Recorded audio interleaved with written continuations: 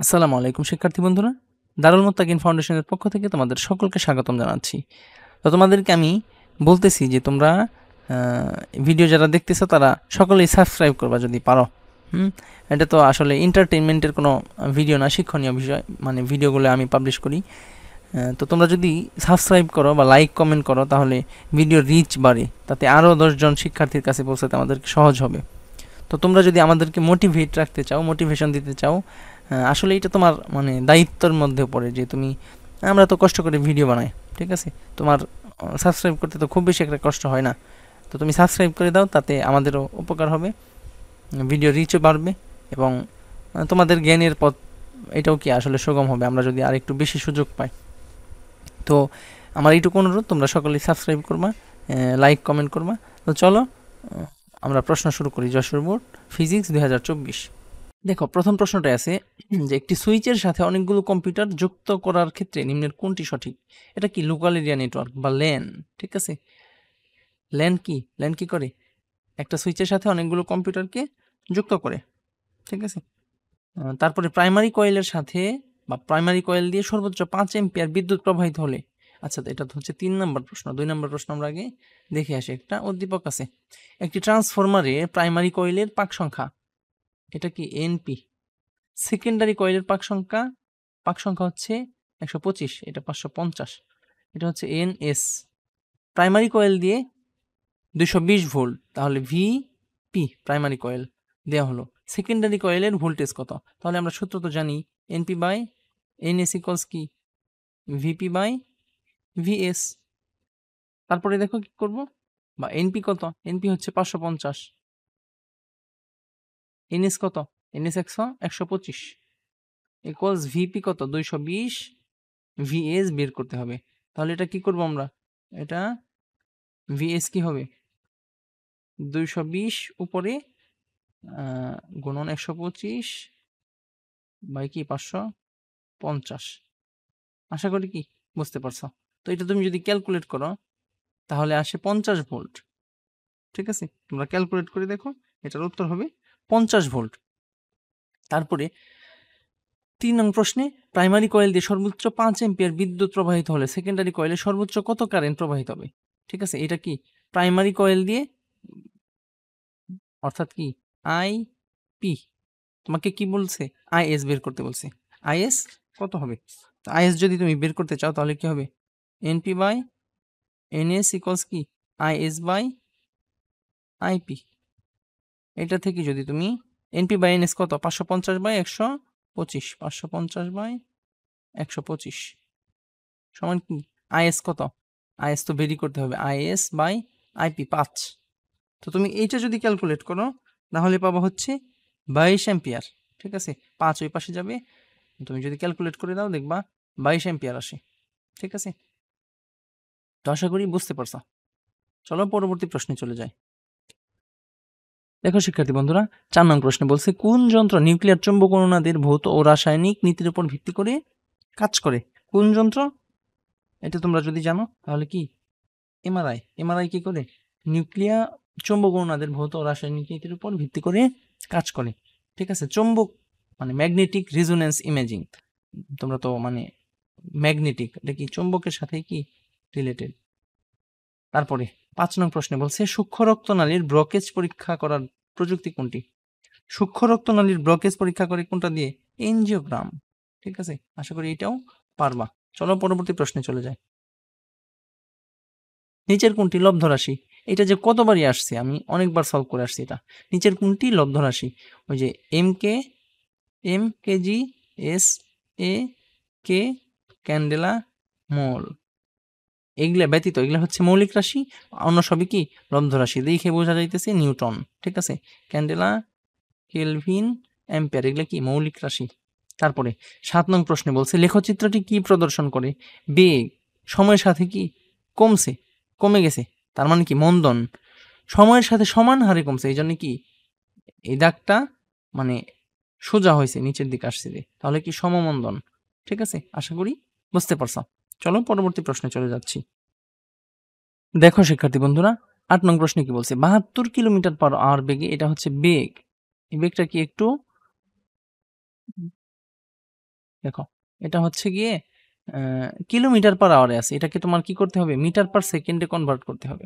ঠিক আছে, বেগে খাড়া উপরের দিকে নিক্ষিপ্ত বস্তু কত উচ্চতায় উঠবে, কত উচ্চতায় উঠবে, তো তুমি এই বেগটাকে যদি আগে কনভার্ট করো 72 kilometre per hour, 72 kilometre per hour, এটা আমরা কিভাবে লিখতে পারি, 72 কিলোমিটার বাই 1 আওয়ার। ঠিক আছে, তার মানে 72 গুণন কিলোমিটার মানে 72,000 1000 গুণ করো বাই 3600 সেকেন্ড। তুমি যদি কাটাকাটি করো তাহলে কি পাবা, 36 দিয়ে কাটাকাটি করলে 2, তাহলে 2 গুণন 10 20 মিটার পার সেকেন্ড, এই আসে উত্তর। এখন 20 মিটার পার সেকেন্ড বেগে যদি তুমি খাড়া উপরের দিকে নিক্ষেপ করো, তাহলে এটার সূত্র কি ছিল, h equals u square by 2g। ঠিক আছে, ইউ কত 20 স্কোয়ার বাই 2 ইন্টু 9.8 সমান কি আসে, তুমি যদি ক্যালকুলেট করো 400 আসে কি, সরি একটু ফোন চলে আসছিল, কি আসে 400/9.8, এটা যদি তুমি ক্যালকুলেট করো পাবা কি 20.4 মিটার। ঠিক আছে, 20.4 মিটার। তো তুমি যদি 72 কিলোমিটার পার আওয়ার বেগে 20.4 মিটার 72 কিলোমিটার পার আওয়ার বেগে উপরের দিকে নিক্ষেপ করো, তাহলে এটা কি 20.4 মিটার উপরে উঠবে। চলো পরবর্তী প্রশ্নে চলে যাই।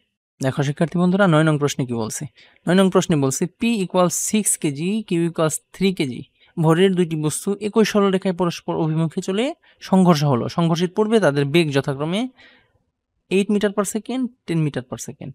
আমি যদি এটাকে m1 এটাকে m2 ধরি, তাহলে এটাকে কি ধরা লাগবে v1 v2। ঠিক আছে, v1 না u1 u2 sorry u1 u2। তো যদি এরকম হয় যে একটা বস্তু এই দিকে যাচ্ছে একটা বস্তু এই দিকে আসতেছে, মুখোমুখি সংঘর্ষ ঘটছে, তাহলে তুমি যদি একদিকে পজিটিভ ধরো অন্যদিকে কি নেগেটিভ ধরতে হবে। তুমি যদি এইদিকে বেগ পজিটিভ ধরো এইদিকে নেগেটিভ হবে। তো আমরা পি এর দিকটাকে কি ধরলাম, এই পাশে পি আছে এই পাশে কিউ, এই পাশটা পজিটিভ ধরলাম। তাহলে মিলিত বেগের সূত্র হচ্ছে V equals m1 u1 plus m2 u2 divide by m1 plus m2। ঠিক আছে, এরকম হবে। তো এটা যদি তুমি ক্যালকুলেট করো m1, আমি এটার পেন সাইজটা একটু কমিয়ে নিই,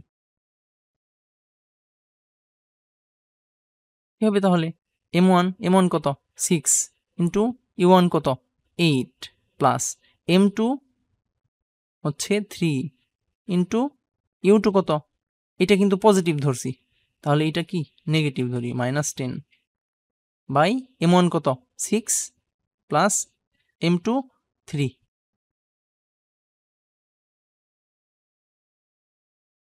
আমি কাম করতেছি, একটু একটু পরে বেরোই। তাহলে এটা যদি তুমি ক্যালকুলেট করো কি পাবা, 9 নিচে উপরে কত 6 48 48 মাইনাস 3 10 30।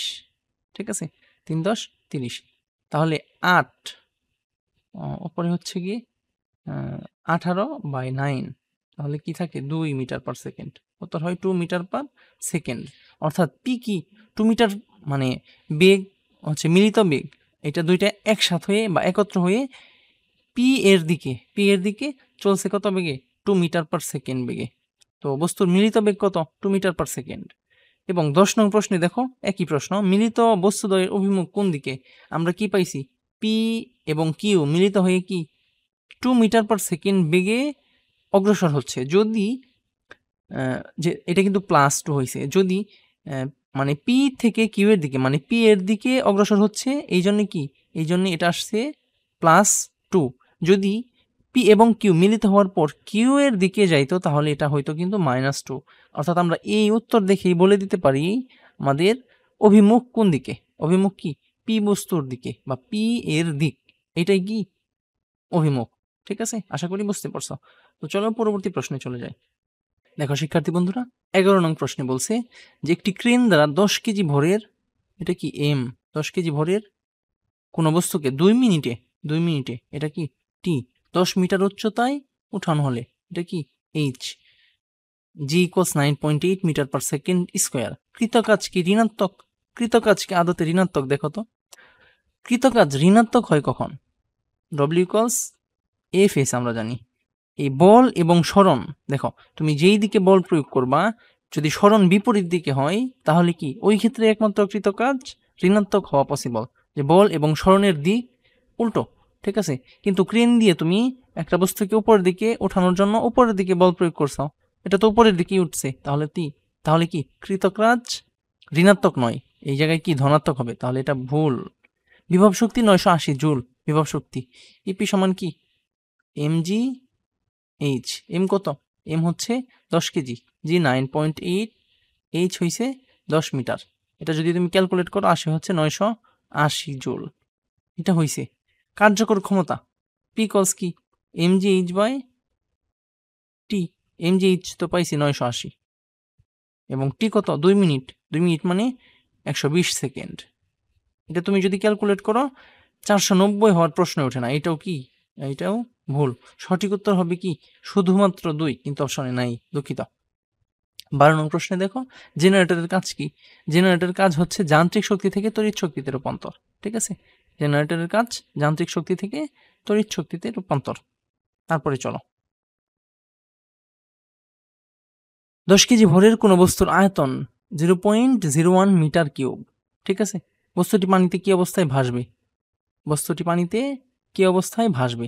তো আমরা এর ঘনত্বটুকু বের করি। দেখো, এর ঘনত্ব বের করে রু ইকুয়ালস কি রু, এই বস্তুটা হচ্ছে গিয়ে এম বাই ভি। এম কত? 10 কেজি। আর ভি কত? ভি হচ্ছে 0.01 মিটার কিউব। 0.01 metre cube. এটা যদি ক্যালকুলেট করো কত হবে? 0.01 দ্বারা যদি তুমি 10কে ভাঙো, এটা হবে হচ্ছে গিয়ে এই জায়গাতে ওয়ানই থাকবে, এই জায়গাতে এই দশমিকের জন্য একটা 1 আর 2টা 0, অর্থাৎ 1000 কেজি পার মিটার কিউব হবে। ঠিক আছে, তাহলে যদি দেখো পানির ঘনত্ব কিন্তু 1000 কেজি পার মিটার কিউব, যদি ঘনত্ব দুইটা সমান হয় তাহলে কিন্তু সম্পূর্ণ নিমজ্জিত অবস্থায় ভাসে, অর্থাৎ সম্পূর্ণ নিমজ্জিত অবস্থায় ভাসবে। সঠিক উত্তর খ। দেখো শিক্ষার্থী বন্ধুরা, 14 নং প্রশ্নে কি বলছে? 14 নং প্রশ্নে বলছে 5 কেজি ভরের একটি বস্তুকে পানিতে নিমজ্জিত করা হলো। বস্তুটির আয়তন 50 সেন্টিমিটার কিউব। জি যেমনটা মানে সবসময় থাকে, পানির ঘনত্ব কি 1000 কেজি পার মিটার কিউব। হ্যাঁ, তাহলে বস্তুটির প্রকৃত ওজন কত? প্রকৃত ওজন কত? ডব্লিউ ইকুয়ালস কি এম জি। ওজন কত হবে? এম হচ্ছে 5 কেজি, জির মান কত? জির মান 9.8। তুমি যদি 5 আর 9.8 গুণ করো তাহলে কত পাবা? 5 আর 9.8 গুণ করলে পাবা 49 নিউটন। ঠিক আছে, তুমি গুণ করে দেখো, 5 আটা 40-এর 0, হাতে 4, 5 নং 45 আর 4-এ 49, এক ঘর আগে দশমিক, 49 নিউটন। ঠিক আছে, 15 নং প্রশ্নে কি বলছে? পানিতে নিমজ্জিত অবস্থায় বস্তুটির উপর ক্রিয়াশীল ঊর্ধ্বমুখী বল, এটা কত? এটা কি কি আমরা প্লবতা বলি না? ক্রিয়াশীল ঊর্ধ্বমুখী বল, এটা তো প্লবতা। ঠিক আছে, প্লবতার সূত্র কি? প্লবতা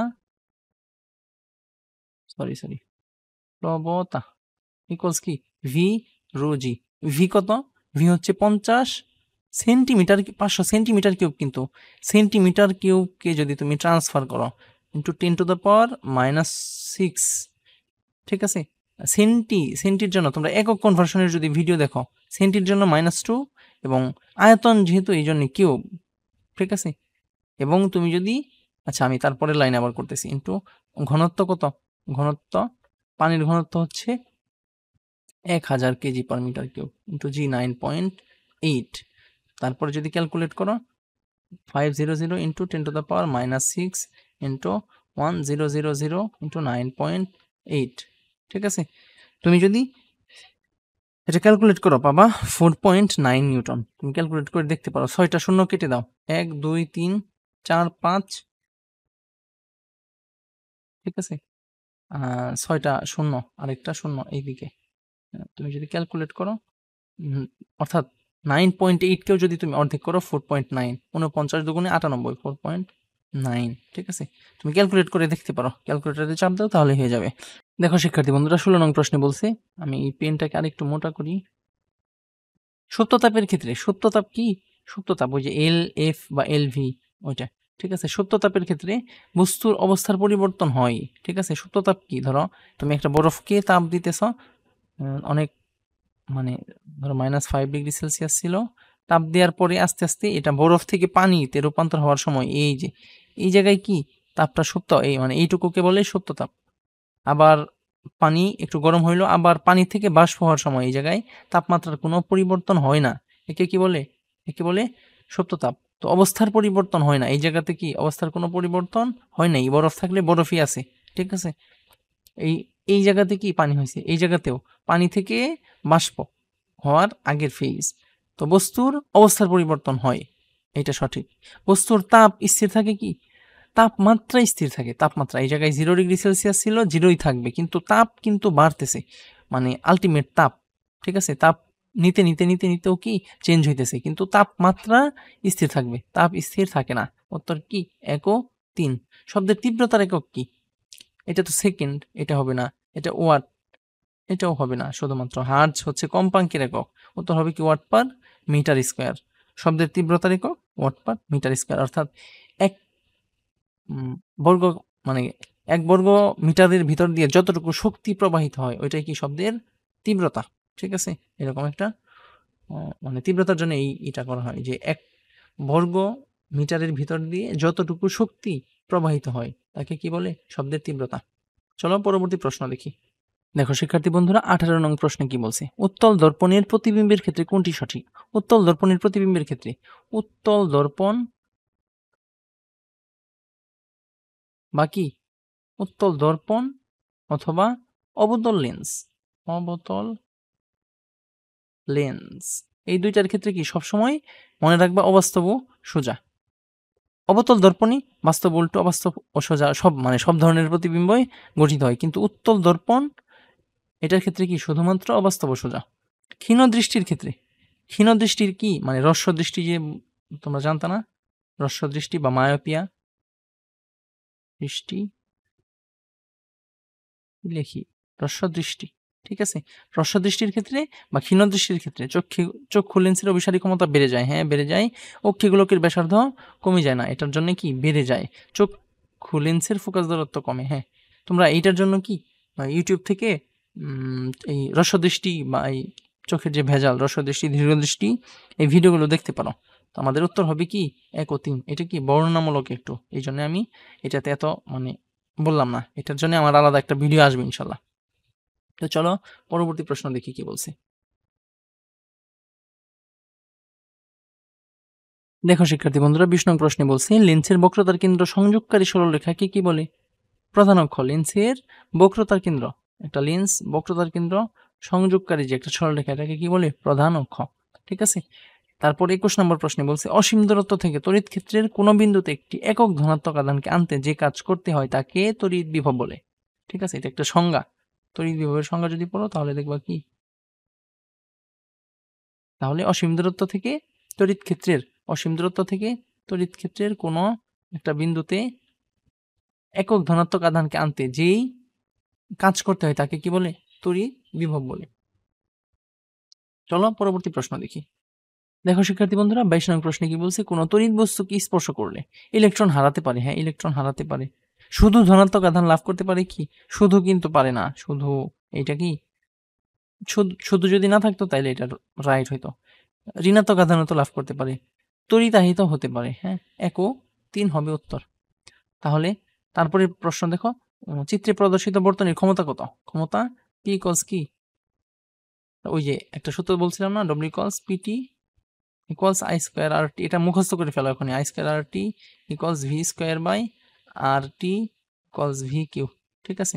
এটা মুখস্থ করে ফেলো। W equals PT, I square RT, VIT ভুল মানে বাদ পড়ে গেছে, VIT, ঠিক আছে। V square by RT VQ। তো তুমি যদি এই টি কেটে দাও তাহলে কি ভি স্কোয়ার বাই আর থেকে যায়, V square by R. V কত? 9 মানে 3, ভি স্কোয়ার হবে 9, আর আর কত হবে?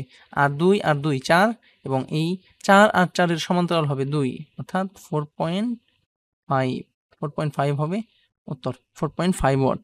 চলো তারপরের প্রশ্ন দেখি কি বলছে। সার্কিট ব্রেকারের মাধ্যমে বিদ্যুৎ প্রবাহ হ্রাস বৃদ্ধি করা যায় না তো? নির্দিষ্ট মাত্রার অতিরিক্ত বিদ্যুৎ প্রবাহ হলে বর্তনী বিচ্ছিন্ন হয়। সার্কিট ব্রেকার ব্রেক করে দেয় একদম। যদি ওই যে ফিউজ বলো তোমরা অনেকে, ঠিক আছে? এই যে এরকম থাকে না? এই জায়গায় একটা থাকে, জায়গায় একটা নাট থাকে, এই জায়গা থেকে একটা তার দিয়ে সংযোগ করে দেয় এবং এই তার ২ টা কি মানে একত্র করে, ঠিক আছে? যদি বেশি বিদ্যুৎ এই জায়গা দিয়ে চালনা হয় তাহলে কি এটা ছিঁড়ে যায়। এটার মাধ্যমে কি হয়? অতিরিক্ত বিদ্যুৎ প্রবাহ হলে মানে ওইটা থেকে কি রক্ষা করে যন্ত্রকে। বৈদ্যুতিক দুর্ঘটনা থেকে যন্ত্রপাতি রক্ষা করে। ধরো হঠাৎ করে যদি বিদ্যুৎ প্রবাহ বেড়ে যায় তাহলে কিন্তু সব যন্ত্র নষ্ট হয়ে যাবে। এই যন্ত্রগুলোকে কি দুর্ঘটনার হাত থেকে বাঁচায়। অর্থাৎ ২ ও ৩ হবে উত্তর। এই যে গ নাম্বার। তারপরে ২৫ নং প্রশ্নে কি বলছে? কেবল টিভি কোনটির সাহায্যে সংকেত পাঠায়? এটা হচ্ছে কোএক্সিয়াল কেবল। ঠিক আছে? Coaxial cable. তো আশা করি তোমরা এই বোর্ডটা বুঝতে পারছো। তো তোমাদেরকে একটাই অনুরোধ করব যে তোমরা যদি ভিডিও দেখে তোমাদের ন্যূনতম উপকারে আসে তাহলে তুমি দয়া করে চ্যানেলটাকে সাবস্ক্রাইব করবা। ঠিক আছে? আশা করতেছি। এবং লাইক কমেন্ট করবা। যদি কোনো কিছু না বুঝতে পারো লাইক কমেন্টে জানাবা, আমাদের ফেসবুক গ্রুপে জানাবা। তাহলে ইনশাল্লাহ আমাদের আমরা তোমাদেরকে সর্বোচ্চ সহযোগিতা করব বা আমাদের যে স্টুডেন্টস আছে তারাও তোমাকে সহযোগিতা করবে। আমি পার্সোনালি সহযোগিতা করব যদি গ্রুপে তুমি পোস্ট করো। তো দেখা হচ্ছে পরের কোনো ভিডিওতে। সে পর্যন্ত ভালো থাকবে, সুস্থ থাকবে। আসসালামু আলাইকুম।